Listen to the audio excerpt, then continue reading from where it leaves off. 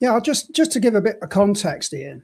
So the turning point for a lot of people came back in June last year. So Microsoft's France's legal director dropped a bit of a bombshell at a French Senate inquiry when he admitted that Microsoft couldn't promise that the data sitting in French servers would stay out of the US hands without local approval. So that was a bit of a bombshell, a mic drop moment, if you were, and that sort of single admission blew the whole issue wide open for EU enterprises.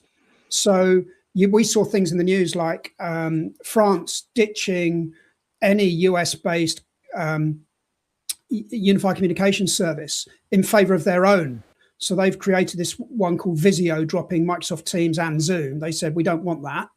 We're going to create our own, because they're really quite concerned about what's happening. And what's happening is the EU Cloud and AI Development Act that was proposed back in June, very shortly after this bombshell.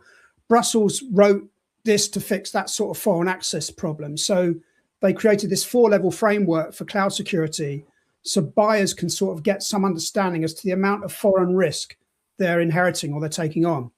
So the Commission's been really explicit here. They're keeping outside governments from using these sort of extraterritorial laws to pull the plug on EU systems.